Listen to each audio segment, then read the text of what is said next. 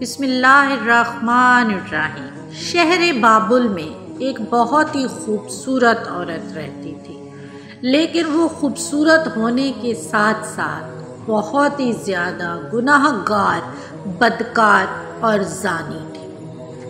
اچانک اس کی موت ہو گئی اور اس شہر کے سارے لوگ اور اس کے گھر والے اس کے ان برے اعمال کی وجہ سے اتنی نفرت کرتے تھے کہ انہوں نے اس کے جسم کو بجائے دفنانے کے کوڑے کے ایک ڈھیر میں پھینک دیا۔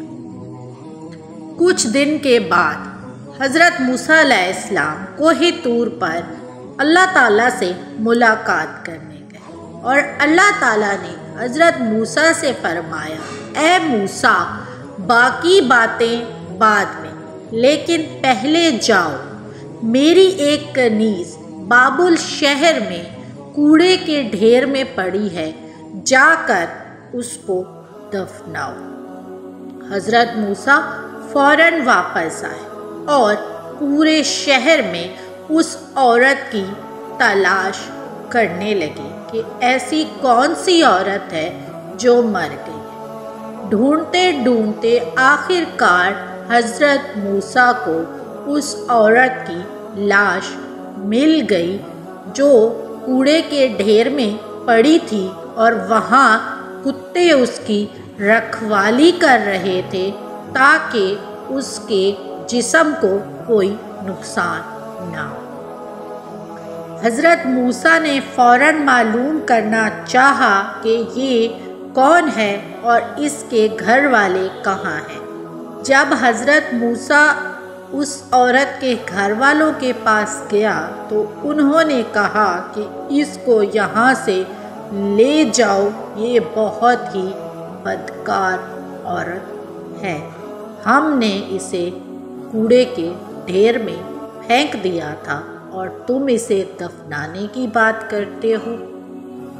حضرت موسیٰ نے اس شہر کے باقی سب لوگوں سے مدد کو کہا، لیکن ہر انسان نے مدد سے انکار کر دیا، یہ کہہ کر کہ یہ بہت زناکار عورت ہے۔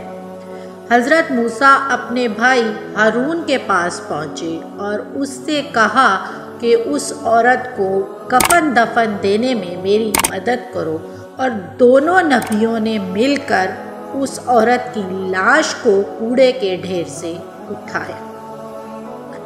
جب غسل دینے کی باری آئی تو بابل شہر کی کسی عورت نے بھی اس کو ہاتھ لگانے سے انکار کر دیا۔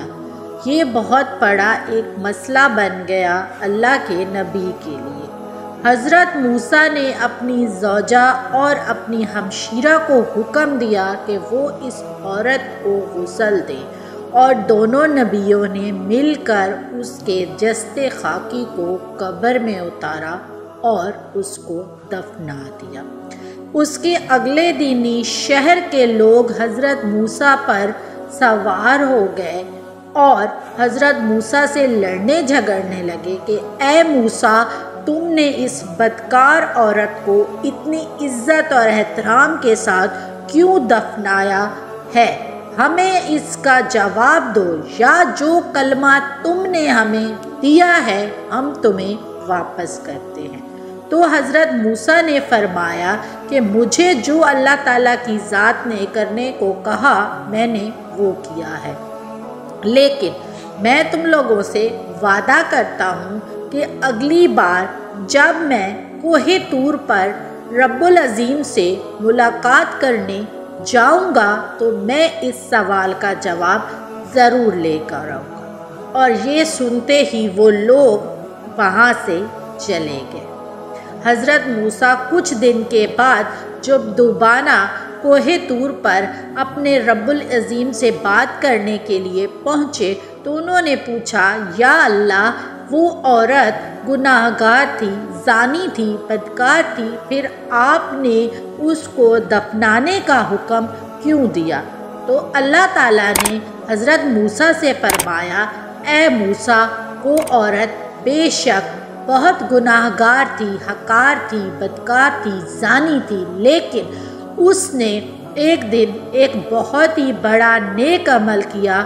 وہ راستے سے گزر رہی تھی اور ایک کتا پیاس کی شدت سے مر رہا تھا۔ اس نے اپنے لباس کو گیلا کر کے اس کتے کو پانی پلایا تھا۔ اس کے اس عمل سے میں بہت خوش ہوا اور میں نے اس کے تمام گناہ معاف کر دیے۔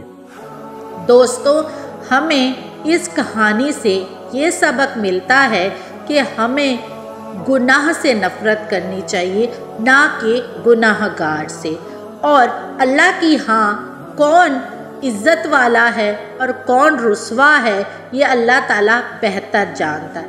بعض اوقات بہت بڑے بڑے نیکوکار بھی جہنم میں چلے جاتے ہیں اور بہت بڑے گناہ گار جنت میں پہنچ جاتے ہیں۔ یہ اللہ تعالیٰ کی مصلحت ہے کہ وہ جسے چاہتا ہے معاف کر دیتا ہے اور جسے چاہتا ہے سزا دیتا ہے۔